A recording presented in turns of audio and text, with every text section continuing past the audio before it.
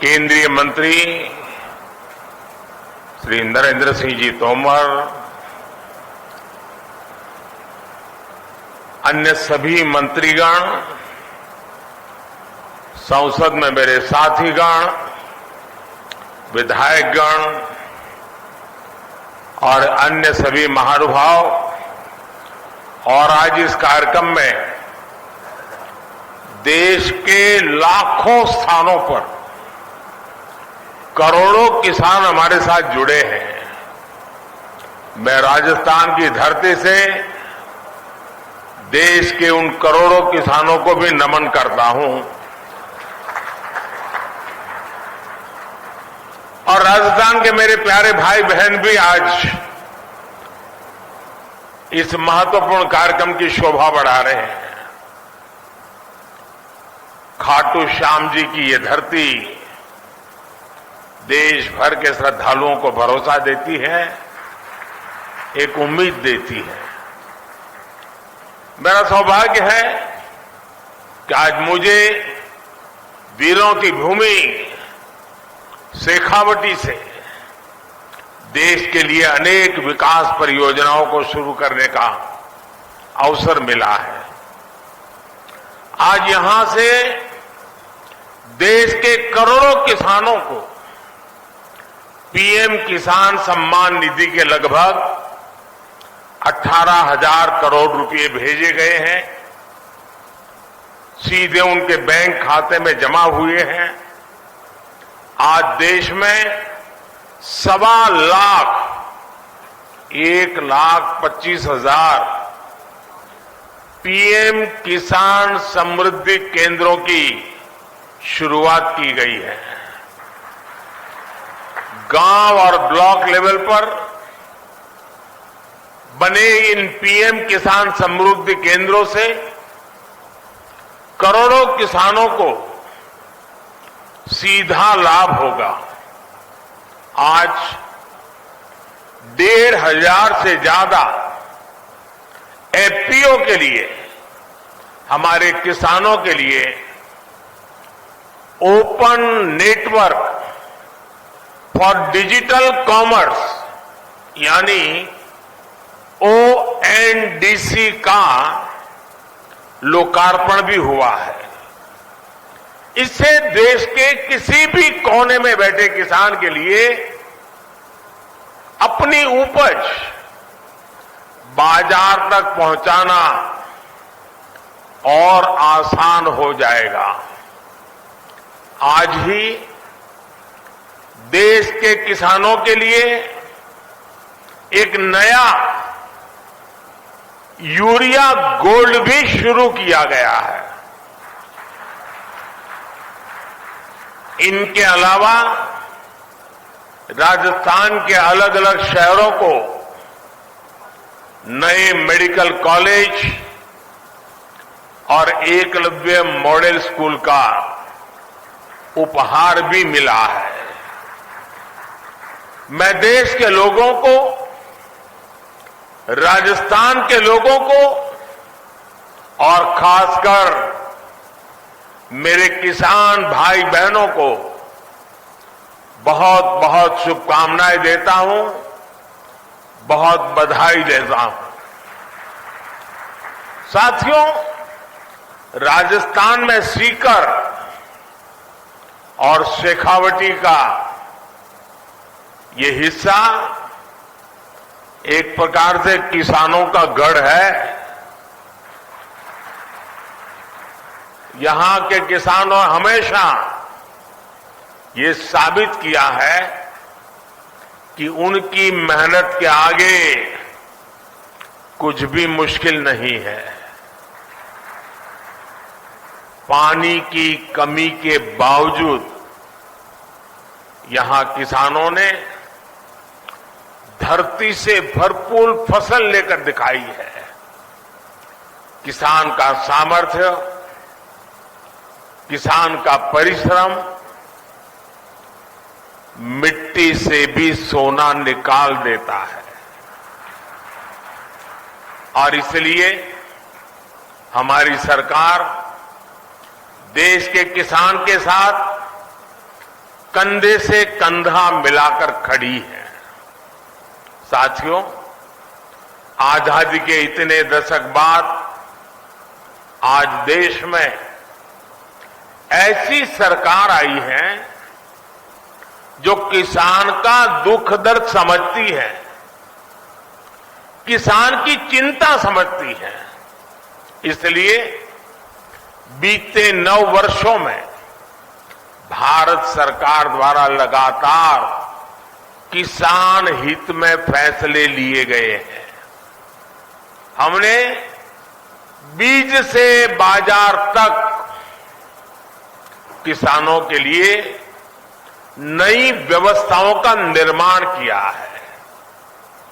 मुझे याद है, यहां राजस्थान के सूरतगढ़ से ही हमने 2015 में सॉइल हेल्थ कार्ड योजना शुरू की थी। इस योजना के माध्यम से हमने देश के किसानों को करोड़ों सॉइल हेल्थ कार्ड दिए। इन कार्डों की वजह से आज किसानों को मिट्टी की सेहत के बारे में पता चल रहा है। वो उसी हिसाब से खाद का इस्तेमाल कर रहे हैं।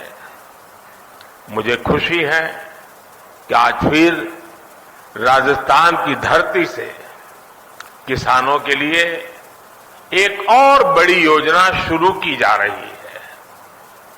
आज देश भर में 1.25 लाख से ज्यादा प्रधानमंत्री किसान समृद्धि केंद्र राष्ट्र को समर्पित किए गए हैं।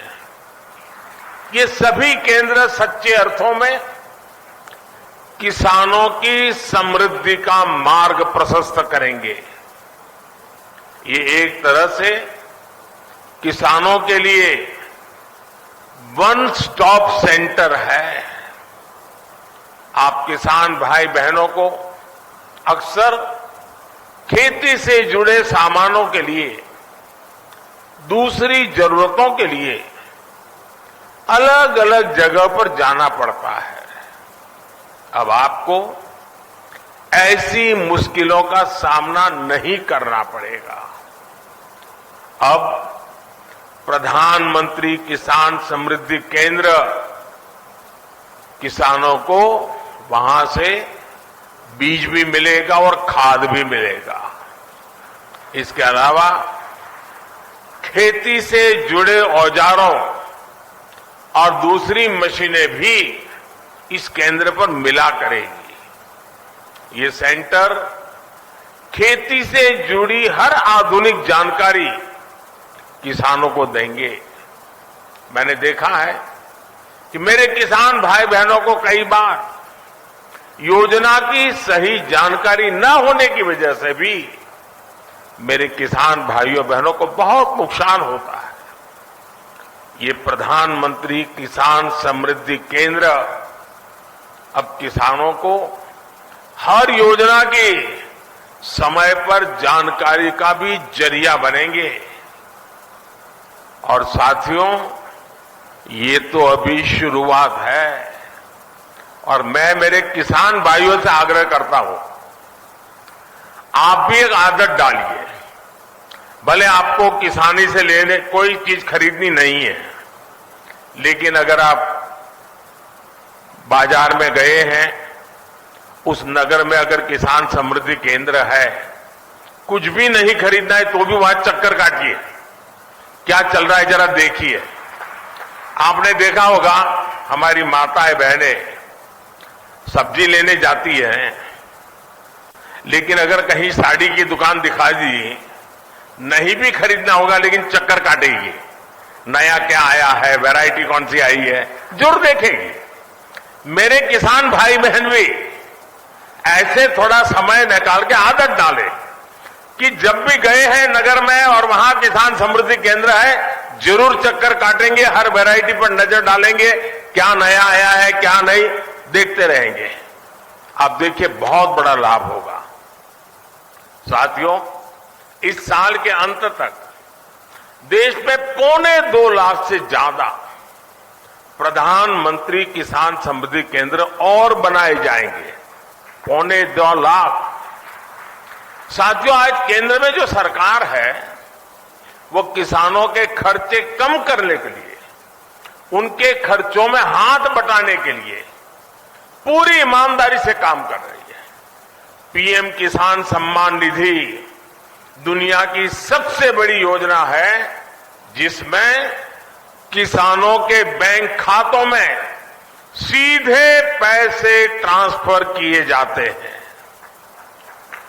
आज की 14वीं किस्त को जोड़ दें तो अब तक 2,60,000 करोड़ रुपए, 2,60,000 करोड़ से भी ज्यादा रुपए किसानों के बैंक खाते में सीधे भेजे गए हैं।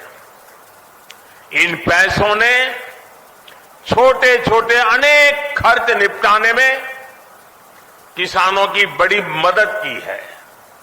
हमारी सरकार कैसे अपने किसान भाइयों के पैसे बचा रही है, इसका एक उदाहरण यूरिया की कीमतें भी है।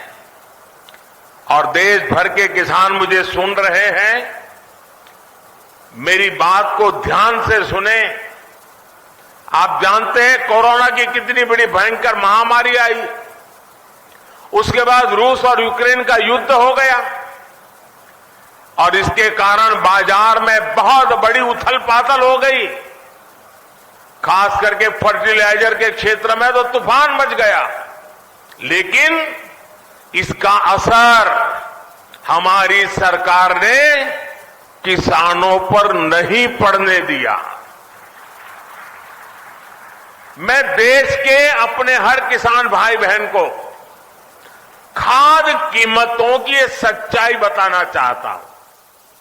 आज भारत में यूरिया की जो बोरी हम किसानों को 266 रुपये में देते हैं, उतनी ही यूरिया हमारे पड़ोस में पाकिस्तान के किसानों को करीब करीब 800 रुपये में वो बोरा मिलता है। आज भारत में यूरिया की जो बोरी हम किसानों को 266 रुपये में देते हैं, उतना ही यूरिया बांग्लादेश के किसानों को वहां के बाजार में 720 रुपये में मिलता है। आज भारत में यूरिया की जी बोरी हम किसानों को 266 रुपये में देते हैं, उतनी ही यूरिया की बोरी चीन में किसानों को 2100 रुपये में मिलती है। और आप जानते हैं अमेरिका में यूरिया की यही बोरी आजकल कितने रुपये में मिल रही है? यूरिया की जिस बोरी के लिए आप 300 रुपये से भी कम देते हैं, उसी बोरी के लिए अमेरिका के किसानों को 3,000 रुपये से ज्यादा देना पड़ता है। कहां 300 और कहां 3,000? हमारी सरकार यूरिया की कीमतों की वजह से भारत के किसानों को परेशानी नहीं होने देगी। और इस सच्चाई को देश का किसान देख रहा है, हर दिन अनुभव कर रहा है। जब यूरिया खरीदने जाता है ना, तो उसे पक्का विश्वास होता है कि ये मोदी की गारंटी है।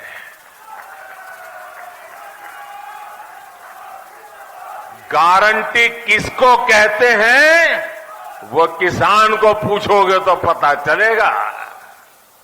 साथियों, राजस्थान में आप सभी किसान अपनी मेहनत से बाजरा जैसे मोटे अनाज उगाते हैं। और हमारे देश के अलग अलग कोने में अलग अलग प्रकार से मोटे अनाजों की खेती होती रहती है। अब हमारी सरकार ने मोटे अनाजों के लिए श्री अन्न की उसे पहचान दी है। श्री अन्न के नाम से सारे मोटे अनाज पहचाने जाए। हमारी सरकार भारत के मोटे अनाजों श्री अन्न को दुनिया के बड़े बड़े बाजारों में ले जा रही है। सरकार के प्रयासों की वजह से अब देश में श्री अन्न का उत्पादन, उनकी प्रोसेसिंग, उनका एक्सपोर्ट सभी कुछ बढ़ रहा है। और मुझे पिछले दिनों अमेरिका में व्हाइट हाउस में राष्ट्रपति बाइडेन के निमंत्रण में भोजन के लिए जाने का अवसर आया और मुझे खुशी हुई कि उस थाली में भी हमारे मोटे अनाज की डिश थी। साथियों, ये जो प्रयास चल रहे हैं, इसका बहुत बड़ा लाभ हमारे देश के, हमारे राजस्थान के उन छोटे किसानों को भी हो रहा है जो मोटे अनाज श्री अन्न की खेती करते हैं। ऐसे कितने ही काम आज देश में हो रहे हैं जिनसे किसानों के जीवन में बहुत बड़ा बदलाव आ रहा है। साथियों, भारत का विकास तभी हो सकता है जब भारत के गांवों का विकास हो। भारत विकसित भी तभी बन सकता है जब भारत के गांव विकसित हो। इसलिए आज हमारी सरकार भारत के गांवों में हर वो सुविधा पहुंचाने का काम कर रही है जो शहरों में मिला करती है। आप सब जानते हैं कि एक समय था जब देश की एक बड़ी आबादी स्वास्थ्य सेवाओं से वंचित रहती थी। यानी करोड़ों करोड़ लोग हमेशा किस्मत के भरोसे अपना जीवन दांव पर लगा कर जीते थे। ये मान लिया गया था कि अच्छे अस्पताल तो दिल्ली, जयपुर में या बड़े शहरों में ही होते हैं। हम इस स्थिति को भी बदल रहे हैं। आज देश के हर हिस्से में नए एम्स खुल रहे हैं, नए मेडिकल कॉलेज खुल रहे हैं। हमारे इन प्रयासों का परिणाम है कि आज देश में मेडिकल कॉलेजों की संख्या बढ़कर 700 के पार हो गई है। 8-9 साल पहले राजस्थान में भी केवल 10 मेडिकल कॉलेज होते थे। आज राजस्थान में भी मेडिकल कॉलेजों की संख्या 35 हो गई है।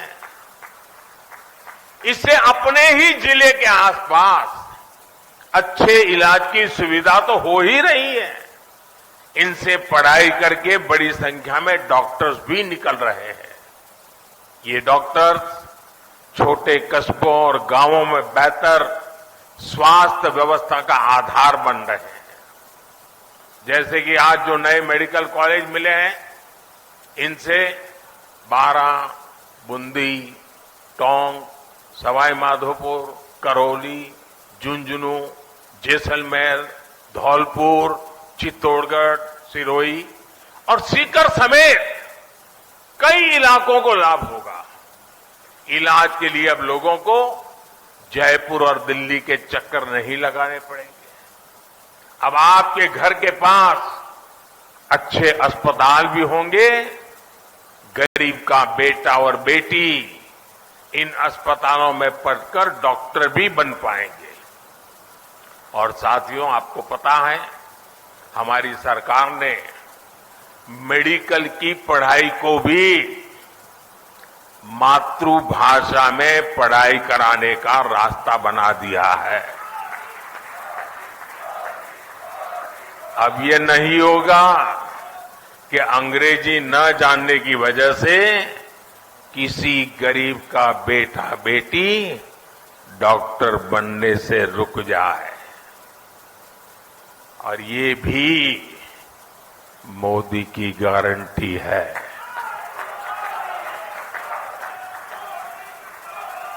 भाइयों और बहनों, दशकों तक हमारे गांव और गरीब इसलिए भी पीछे रह गए क्योंकि गांवों में पढ़ाई के लिए अच्छे स्कूल नहीं थे।